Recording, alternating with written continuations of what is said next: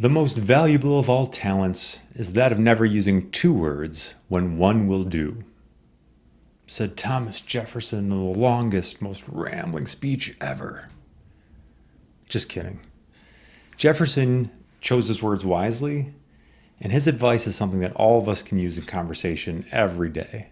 Feeling understood is a basic human need. And when that need is not met, it really gets to us. How many of you have felt that frustration when you just know the person you're talking to is not following you? I know I have. The truth is, we're just not that good at it unless we practice certain skills.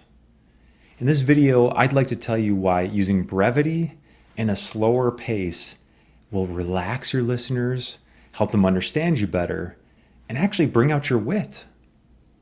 Let's start with how the brain works. The short-term working memory in your brain can only process 3 to 4 chunks of information at a time. A chunk is a thought or an idea. That equates to about 20 to 30 seconds worth of continuous words. So when we hear more than 30 seconds worth, our brain starts to consolidate and summarize. There's nothing wrong with that per se, but in a conversation, that might mean that your listener is substituting a meaning they shouldn't be and is not understanding the speaker. Maybe they're thinking about what they're going to have for dinner that night. Meanwhile, the speaker keeps going on, and the listener is drifting further and further away from true comprehension. This is where brevity is our friend. Given what we know about the brain, we can limit our continuous talking to less than 30 seconds, and that will give our listener the best chance at retaining the information. They can also now just ask a question or contribute something of their own. They say conversation should be like a tennis match, where we hit the conversational ball back and forth. That way both sides feel like they're participating. Giving yourself a time limit does another thing as well. Having that limit challenges our brain because it doesn't have enough time to calculate. All of a sudden we become creative, witty, and more precise with what we want to say because we have to select our words carefully.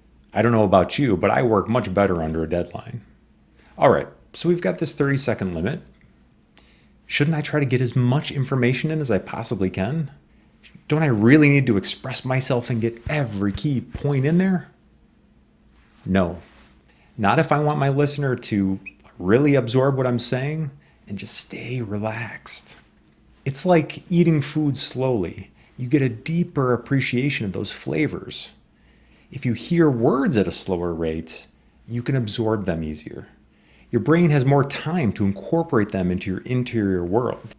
That's why people say slow down when they realize that their brain isn't keeping up. Going at a slower rate and leaving more space between your words also gives you access to the power of silence. Silence, when used effectively, can direct the listener's attention to what's important. A speaker can use silence to put a spotlight on something. It's like in photography, there's a tool called negative space. Maybe you've seen a photograph where the top third is a solid color, and right beneath that is an eye-catching subject, like a brilliant sunrise. And it's that contrast between the two that just draws your eye right to that subject. We can use silence the same way in conversation, to snap the listener's attention right where we want it. Using a slower pace also relaxes the speaker and the listener. A frantic pace signals urgency to the fight or flight part of our brain, whereas a slower, more relaxed pace de-escalates everything in our system, and it slows our heart rate and slows our breathing. Hostage negotiators use it all the time.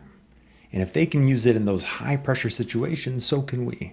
So the next time you find yourself racing because you're frantic or you're angry, see what happens when you slow down. Watch how the emotions settle, and true listening can come back. These 2 little knobs, you can practice turning them in any conversation.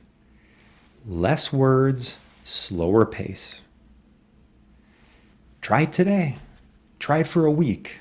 Give yourself that time limit in conversation of speaking no more than 30 seconds. Leave plenty of space between your words and use silence to punctuate. Watch what happens. Watch how your listeners react. If you want to be a better speaker, a better communicator, I humbly submit to you that these two skills give you the best bang for the buck. Thank you.